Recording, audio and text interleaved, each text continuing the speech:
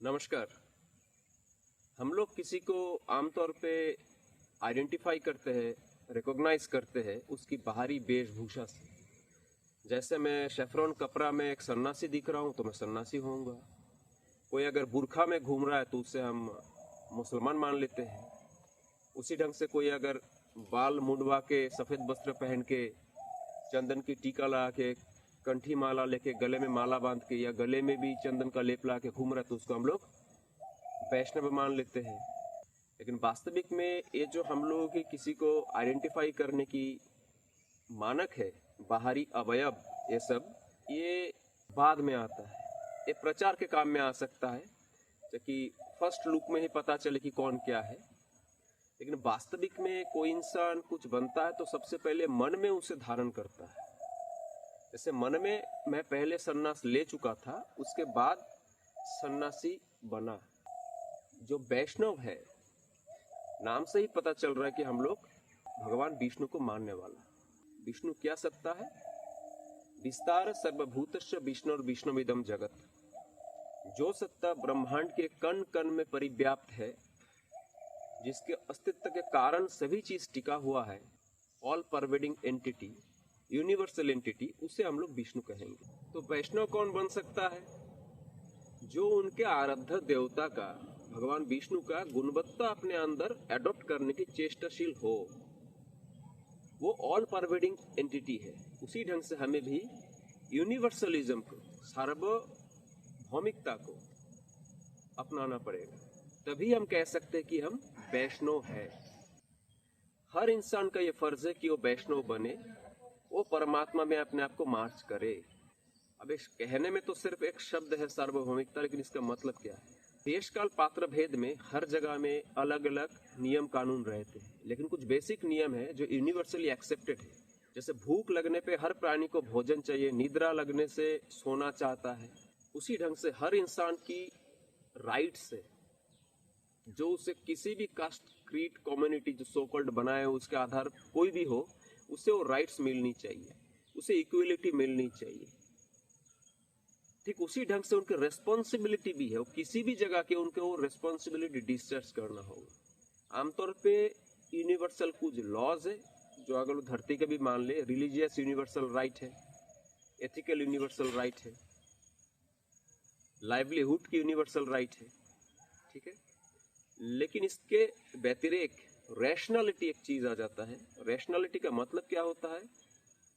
कि जो चीज किसी भी सत्ता को धर्म के परिप्रेक्ष्य में उन्नत करे, वो कठिन हो, आसान हो, उसे हम रैशनल आउटलुक बोलेंगे। हो सकता है किसी जमाने में किसी सोसाइटी के लिए कोई रूल एक्सेप्टेड हो, लेकिन वास्तविक में वो ह्यूमैनिटेरियन ना हो, रैशनल नहीं है, तो उसे हम यूनिवर्सल नहीं मानेंगे। ऐसे बहुत समय साइंटिफिक लॉज आए धरती पे जो इंसानों को बहुत दिन तक गुमराह रखा। रिलीजियस लॉज आए जो इंसानों को गुमराह रखा। आमतौर पे वैष्णव कहने से हम लोग यही समझते हैं उच्च वर्ण के लोग ही वैष्णव बन सकते हैं। वास्तविक में हर इंसान ही वैष्णव है, उनको वैष्णव बनना ही है। कंठी माला जपने की जरूरत नहीं है उसके लिए, मन की भाव होनी चाहिए यूनिवर्सल। और यूनिवर्सलिज्म को अपनाने के लिए सर्वप्रथम हमें एक्सेप्ट करना है कॉस्मिक ब्रदरहुड। इस धरती के ही नहीं, इस प्लेनेटरी सिस्टम के ही नहीं, पूरे ब्रह्मांड के कोई भी जीव, सृष्ट जीव है, वो उसी एक विष्णु से निकला है जो मेरे सृजन करता है। इसलिए जन्म सूत्र में आत्मिक संपर्क के कारण हम परस्पर भाई बहन की संपर्क है। हमारे सृष्टा एक है, इसलिए हम लोग एक ही परिवार के हैं, उसी एक वैष्णव परिवार के हैं। इस चीज को धारण करना हम लोगों के लिए सबसे पहले मेंटली जरूरी है, अगर हम लोग धार्मिक दृष्टिकोण से उन्नत होना चाहते हैं। दुख की बात यह है कि तथाकथित समाज में, इसको तथाकथित समाज ही कहूंगा, जितने भी रिलीजियस गुरु आए, विशेष करके उच्च वर्ण के लोग हिंदुइज्म में, वो लोग समाज को वर्णवाद से प्रभावित ही देखना चाहा। यूनिवर्सल आउटलुक वाले गुरु बहुत कम आए। आज भी बहुत सारे मठ के मठाधीश इंसानों को शूद्र क्षत्रिय इस तरीके से अपनाते हैं। और मजाल है कि कोई तथाकथित निम्न जाति के लोग उन्हें स्पर्श कर दे, उन्हें गंगा जल से नहाना पड़ेगा। तो हम लोग मेंटली हर चीज को एक्सेप्ट नहीं किए, और हम लोग भगवान के उपासक हैं और लोगों को हम बुला रहे कि मेरे पास आओ, मैं तुम्हें मुक्ति का द्वार दिखाऊंगा। ये तो भ्रम है, धर्म का भ्रष्टाचार है। ब्रह्म की मुंह से ब्राह्मण, हाथ से क्षत्रिय, जांग से वैश्य और पैर से शूद्र माना गया है। जो पौराणिक कथा है, इसमें वास्तविकता नहीं है। और इस कथा के अनुसार भी अगर हम लोग चले तो कोई भी इंसान अगर जगह पाना चाहता है परमात्मा के पास, तो उन परमात्मा के चरणों में जगह पाना चाहता है, परमात्मा के सर में चढ़ के बैठना नहीं चाहता है। भगवद कृपा लेशादवा, उनके बाल मात्र कृपा से ही काम हो जाता है, चरणों में रहना चाहता है। और चरणों में तो हमने पहले से रख दिया शूद्र लोगों को, तथाकथित समाज के मान्यता के हिसाब से। तो हमें अगर परमात्मा के चरण तक पहुंचना है तो सबसे पहले तथाकथित शूद्र लोगों की वंदना करके, उनके चरण वंदना करके, उनकी सेवा करके परमात्मा तक पहुंचना है। द्वारपाल तो सब वही लोग हैं। तो ये एक समाज को भ्रमित करने का, दिग्भ्रष्ट करने का एक प्रयास है। जो वैष्णव होगा वो पर दुख कातर होगा, वो दूसरों की दुख, दूसरों की पीड़ा से इंडिफरेंट नहीं रह सकते, और वो जिम्मेदारी लेगा समाज को, जगत को, सृष्टि जगत को सेवा करने की। क्योंकि परमात्मा ये जगत बना के दिया है सबके विकास के लिए, और परमात्मा का सेवा हम तभी कर सकते हैं, एक इंसान भक्त तभी बन सकता है जब उनका सृष्ट जगत की, उनके पुत्र संतानों की, कन्याओं की सेवा किया जाए। वो भले पेड़ पौधा, जीव जंतु, इंसान कुछ भी क्यों ना हो।